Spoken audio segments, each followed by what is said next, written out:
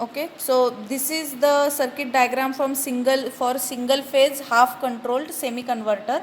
We are using two SCRs and two diodes. So I have named them T1 T3 and D2 D4.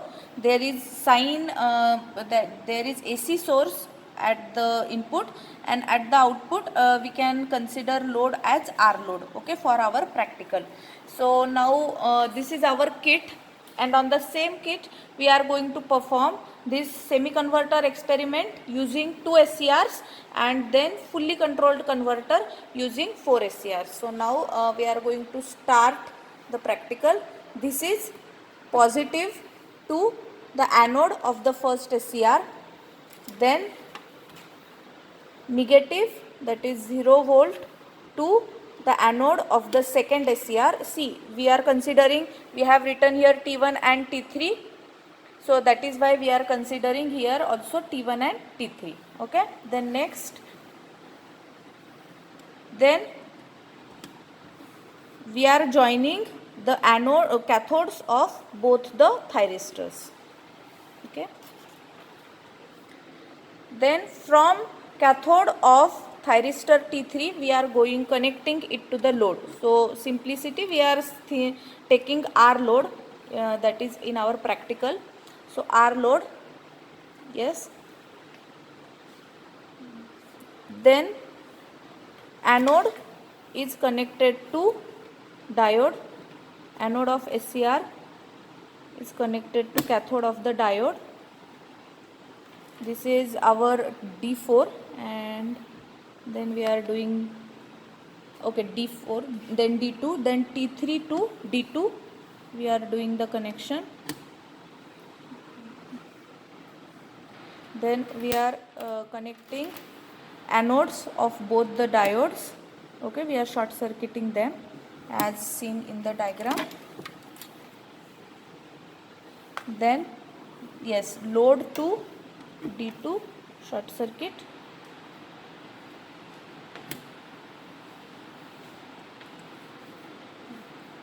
Yes. Now we have to do the gate pulse connection. So from this gate pulse, first we have to complete the circuit.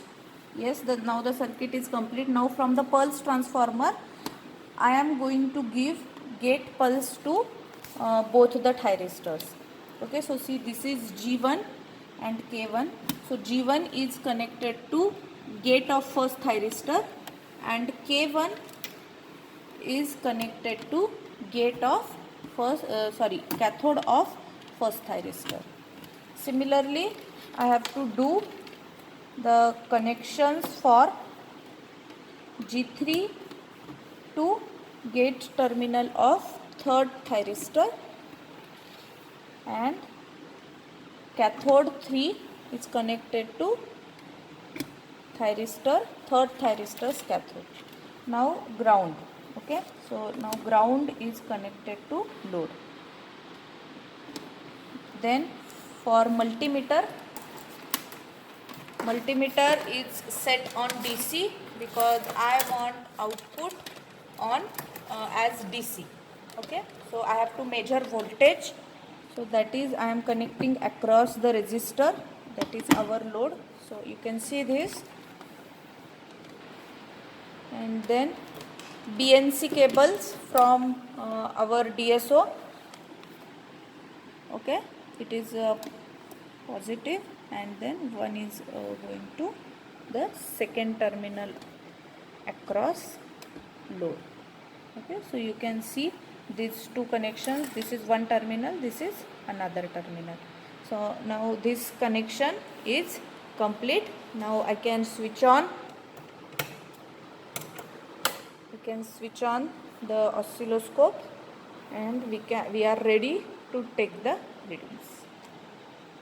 Okay, so now we have seen the connections for single phase half controlled rectifier with R load. Okay, so now we are going to see the calculations. So for that purpose, we have to keep this thing in mind. Here the 360 degree is nothing but 40 division. So for one division I am going to consider 9 degrees. Okay, So this is our first assumption. Then second assumption is, here I have used the AC voltage source 0 to 18. Okay, so in my formula, what is the formula? 2 root 2 into Vs upon pi 1 plus cos alpha. Okay, that means Vm is nothing but root 2 into Vs, 1 plus cos alpha. So this is the value that I am going to consider. So root 2 into 18, 1 plus cos alpha upon pi. So what is the value of root 2 into 18? That is 25 by 45 divided by pi 1 plus cos alpha. Okay, got it? So this is these two assumptions that we have made. Now we are going to take observations. Okay, so I am now going to increase the value of alpha. Okay, that is the firing angle. So see here, it is 5 divisions. Number of divisions is 5. So what will be value of my alpha? 9 into 5, that is 45 degree. Now check here on the multimeter. This is the load across diode. This value, this is my practical value, which is nothing but 14.72. Okay, now I will calculate the theoretical value. Okay, 25.45 upon pi 1 plus cos 45. Okay, so that value comes up to 14. Just a moment.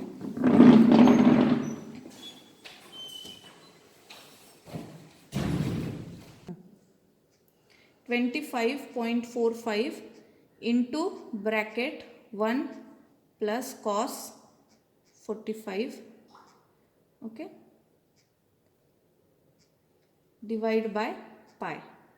So that is 13.82. Okay, so approximately these two values are equal. Now similarly, I will now change this value.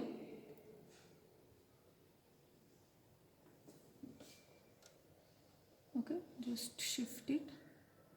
We will now take for 10.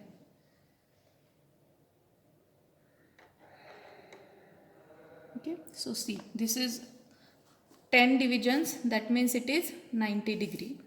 Okay, for 90 degree this voltage is 9.67 and 8 for 90 degree this voltage across load is 8.69, and the similar we will do it for number of divisions 10, alpha value is 90, this is practical value 8.69, and this is theoretical value after the calculation. Now we will take second reading. Okay, see here, number of divisions is 12. Okay, so angle is 108. For that the practical value is 6.03 volts. Now you can calculate the theoretical value. Again I will increase the firing angle up to 15 divisions. So that is 135 degree and my voltage is 2.75. Now you can calculate the theoretical value. Now from this table, what do you understand that when I am going to increase the value of alpha, that is firing angle, the output average voltage is going to decrease, because see this waveform, okay, its area is going to decrease, okay, as I am going to increase the alpha. So this is the conclusion, as I am increasing value of alpha, the average voltage will decrease. I have seen the connection for single phase half controlled converter with iron load. So what we have done, we have added one R in the circuit. Okay, so we have added one inductor in series with the resistor. Okay, so now we will see the same assumptions that we have to consider for 360 degree 40 division. So for 1 degree 9 division, this is our formula. So 18 what is, from where it is 18 has come, this is the AC source with 18 volt. So that we have to consider 18 into root 2 upon pi 1 plus cos alpha. Okay, so now we will start the experiment. Now this is for 0 degree alpha. I will now change the value of alpha. Okay, so this is 5 degrees, number of divisions 5, 5 into 9, that is 45. So what is my practical voltage? 14.95, and now we will calculate this voltage 1 plus cos 45. Okay, so 25.45 into bracket 1 plus cos 45 divided by pi. Okay, so 13.82. Okay, so approximately these two values are equal. So now you have understood how to calculate this. So now we will simply take the readings. Okay, this is for alpha 45. Now I will consider the next value, alpha 90. Then this voltage is 9.04, and you can calculate the theoretical value. Now for 12 division, voltage is 108, practical voltage is 9.75. For 12 degrees, for 12 divisions, the alpha is 108 degree and voltage is 7.02.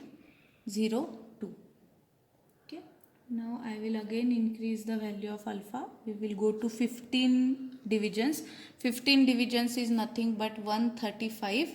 So that voltage is 3.21, and you can calculate the theoretical value. Okay, so I have written over here. So now what is the conclusion? That as the alpha increases, the average load voltage decreases.